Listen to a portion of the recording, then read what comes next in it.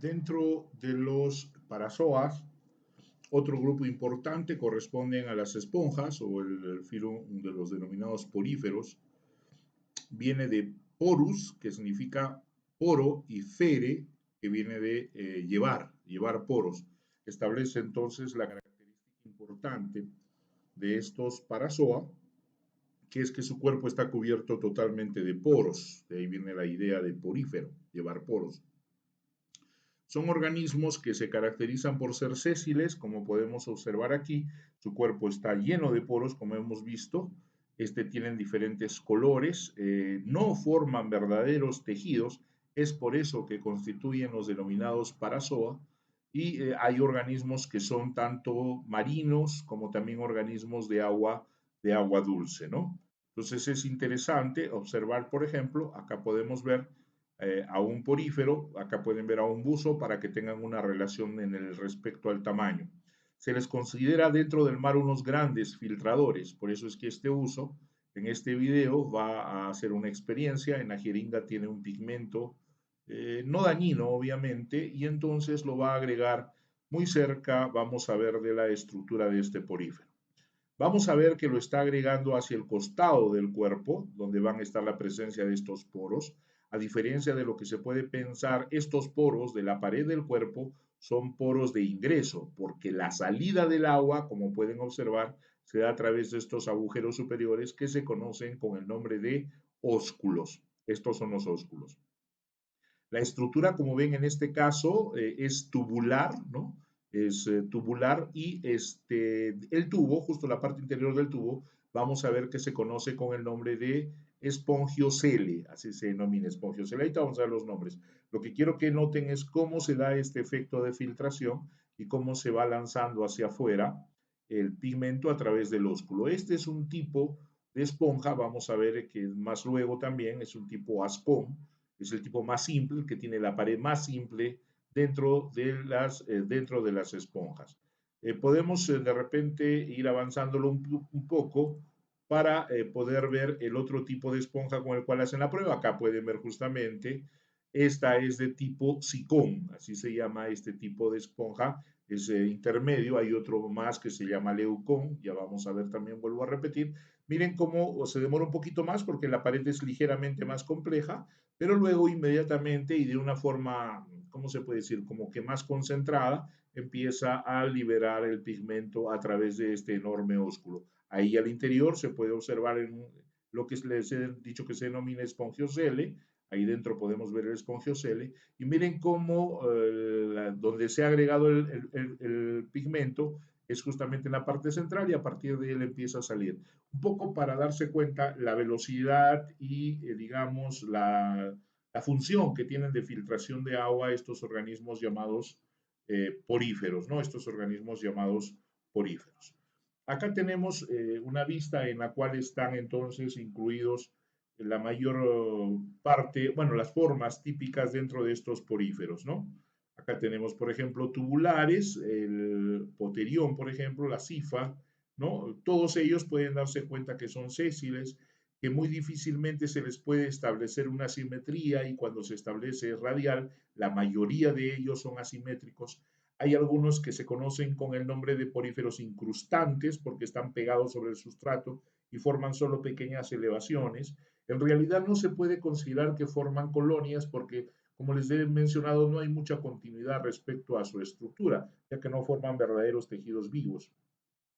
Más bien sí tienen la presencia de un esqueleto que puede ser, ya vamos a ver también más adelante, de tres materiales. Puede ser un esqueleto de carbonato de calcio, es decir, calcáreo, puede ser un esqueleto de sílice, de óxido de sílice, silicio, o puede ser un esqueleto constituido por unas fibras proteínicas de una proteína especial que se conoce con el nombre de espongina, justo como referencia al organismo en el cual se le encuentra. Entonces puede ser esqueletos calcáreos de sílice o de espongina. Además de ello, del esqueleto se va a encontrar un conjunto de células, algo diferenciadas ahí, pero que constituyen solo eso, células, no llegan a formar verdaderos tejidos como les he mencionado. Acá tenemos, para de manera general, el mismo que hemos visto en el video, se llama leucosolenia. Aquí está el tubo que vieron, ¿no es cierto? Y estamos viendo un poco las partes ya para irnos dando cuenta cuál es la estructura general de este porífero. Como les he mencionado entonces, la presencia de las espículas que forman el esqueleto, ahí podemos ver estas espículas ahí, por eso se llaman espículas.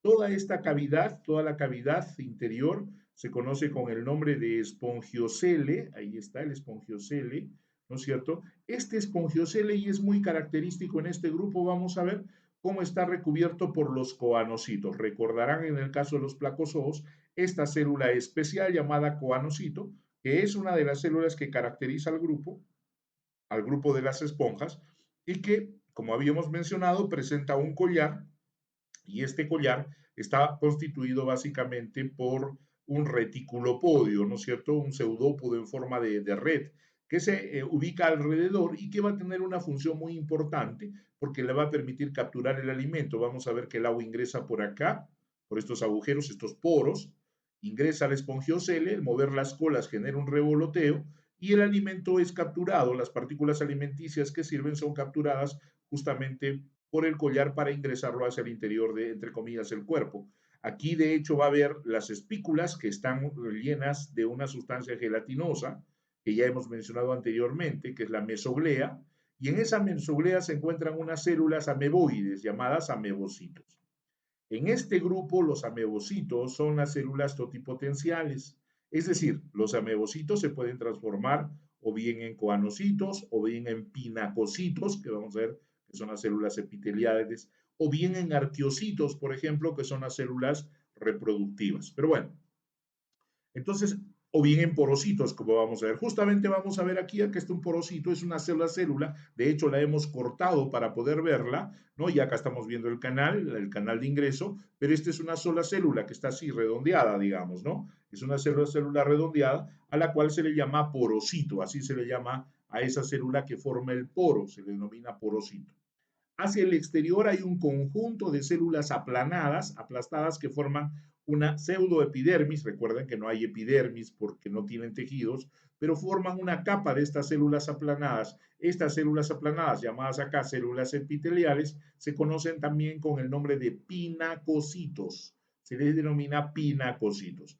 Y además de tener un poco la función de recubrir, también tienen la función un poco de generar un ligero movimiento, porque cuando estos pinacocitos cambian de forma, jalan toda la estructura, sobre todo la que está pegada hacia la parte superior, donde esté el ósculo, y la van a contraer y expander, pero muy lentamente, no es percibible, hay que tomar imágenes en diferentes momentos para ver un poco el movimiento y la apertura. Justamente por eso se llama ósculo, porque cuando empieza a cerrar se da la impresión de ser una boca a punta de dar un beso. Recuerden ustedes, ósculo sinónimo de beso. Y de ahí viene un poco la idea de la presencia de estas estructuras. ¿Listo?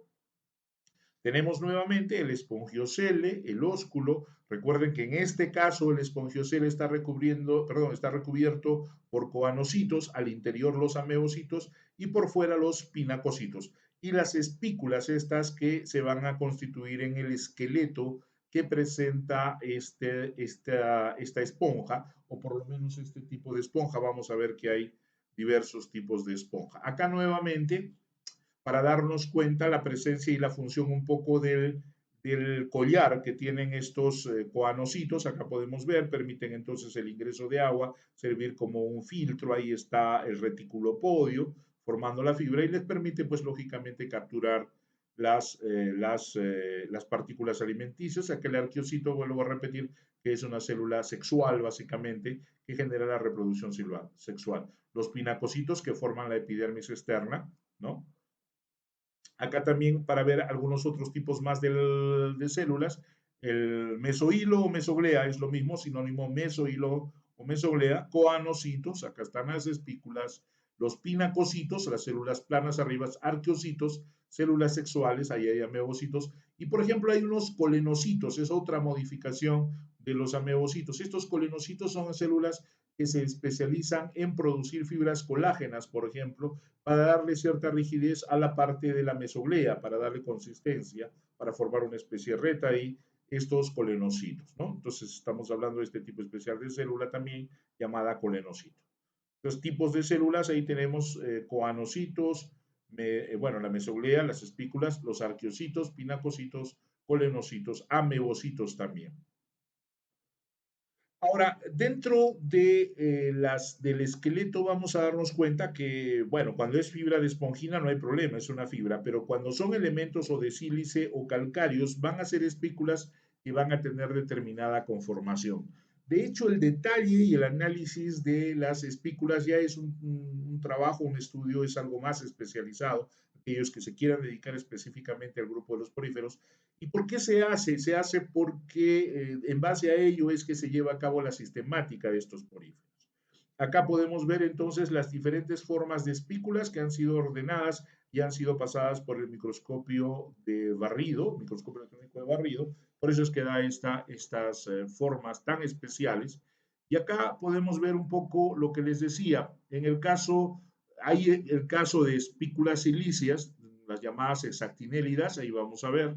Tenemos también espículas calcáreas, ¿no? Bueno, estos tipos de espículas silíceas. Acá están las esponjinas y estas son las calcáreas, básicamente monoaxonas y triaxonas, ya vamos a ver en un momento.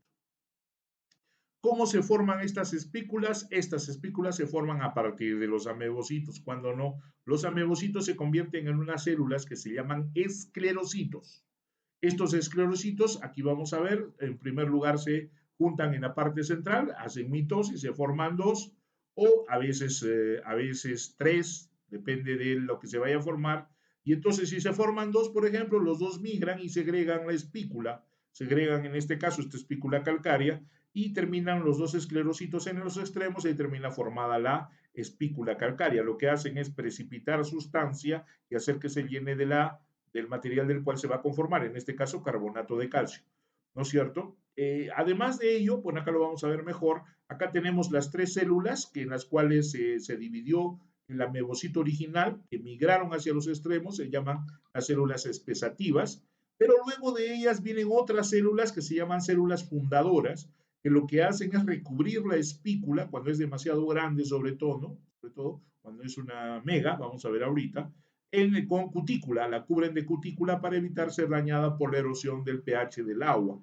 Entonces se cubren estas a través de estas células llamadas fundadoras. Corren las espesativas y luego las fundadoras y terminan formando esta espícula triaxónica, en este caso es monoaxónica, vamos a ver.